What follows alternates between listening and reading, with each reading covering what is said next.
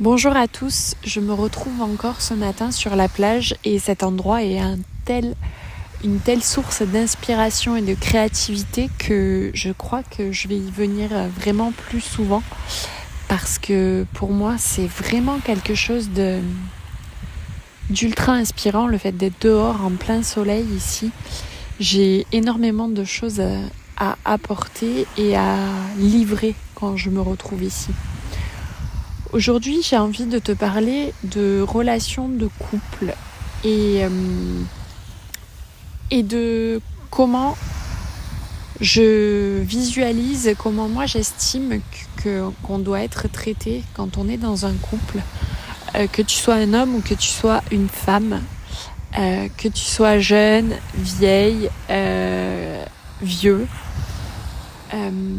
Voilà, il y a des choses comme ça pour moi qui me paraissent normales et d'autres choses complètement anormales. Je m'explique.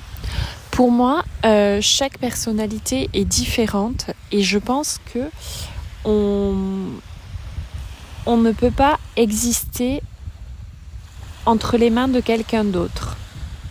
Je crois que ce qui est primordial, c'est de d'abord s'aimer complètement, entièrement, sans retenue, s'aimer soi en priorité pour pouvoir être aimé.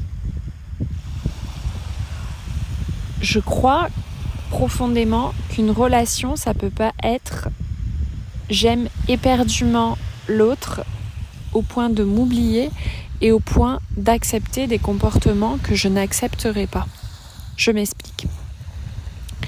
J'ai fait l'analogie ce matin dans ma story de la rose qu'on coupe et à qui on coupe la tige et à qui qu'on met dans un vase en fait avec le minimum vital, c'est-à-dire de l'eau. Et une fois qu'elle est fanée, on la jette.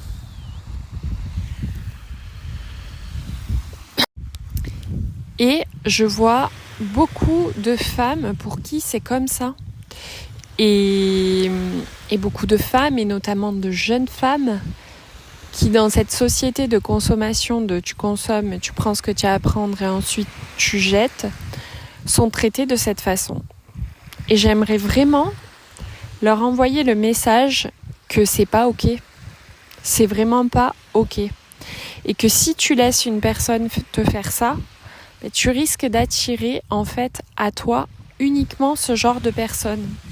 C'est-à-dire uniquement ce genre de mecs, je sais même pas comment on peut appeler ça, qui vont prendre ce qui leur convient de toi pendant un certain temps et qui vont te blesser, couper ta tige, te mettre dans un vase avec un minimum d'eau et ensuite ils vont te dire que tu es morte par ta faute.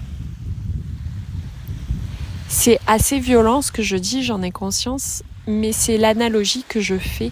Et je crois qu'aujourd'hui, c'est pas ok d'accepter ça, ça l'a jamais été.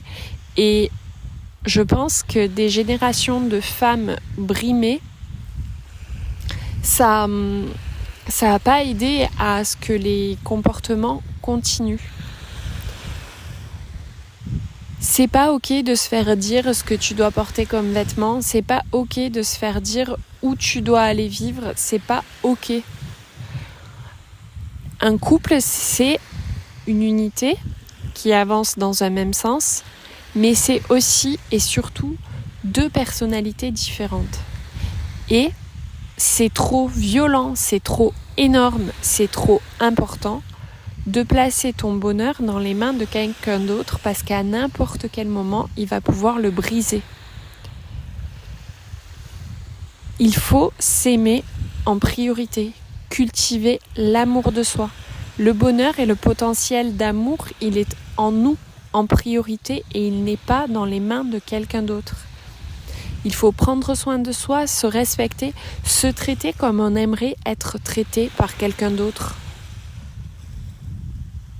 Et je pense que c'est vraiment quelque chose à intégrer.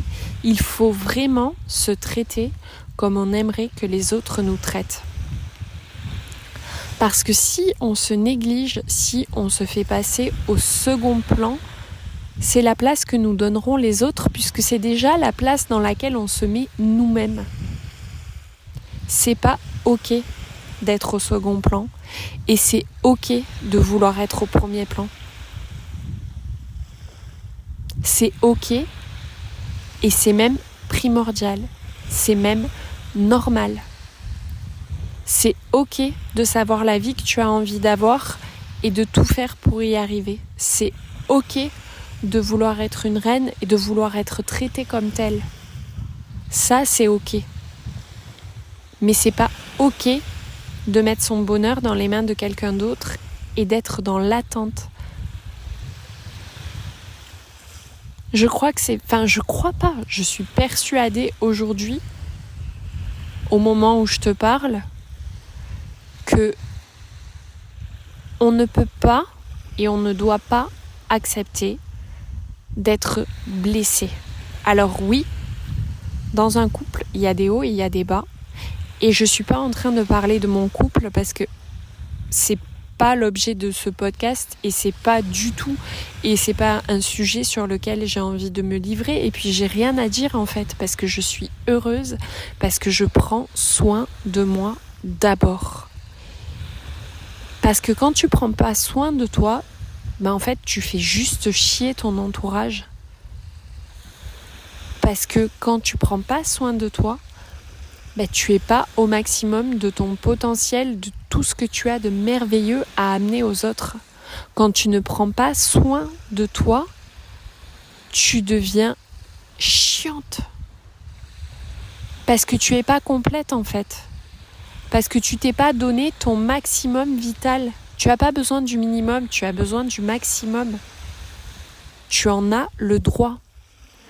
On nous a trop, surtout nous, mis les femmes, à une place qui n'était pas la nôtre, dans une toute petite place étriquée, où il fallait pas faire de bruit, pas parler trop fort, pas rire trop fort. Mais cette place-là, tu sais quoi, elle est pas pour toi. Toi, tu dois être dans le faisceau de lumière, tu dois prendre le soleil, tu dois être une rose qui pousse à l'extérieur.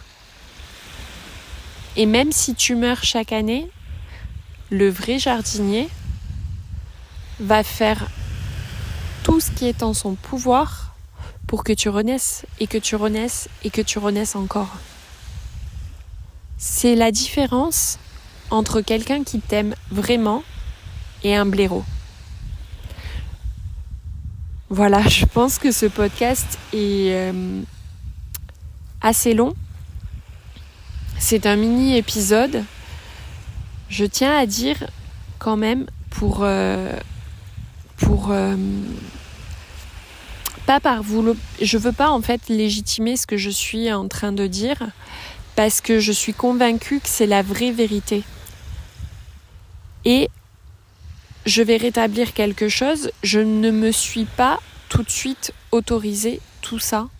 Non pas parce que quelqu'un m'a brimée, mais parce que je me suis brimée toute seule, parce que ça fait des siècles et des siècles que c'est ancré chez les femmes qu'il faut qu'on soit toute petite.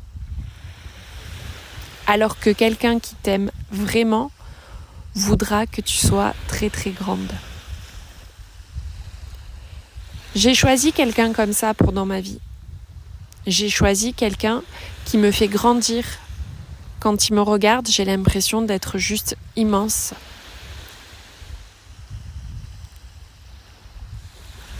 Choisis quelqu'un comme ça, mais choisis-toi d'abord.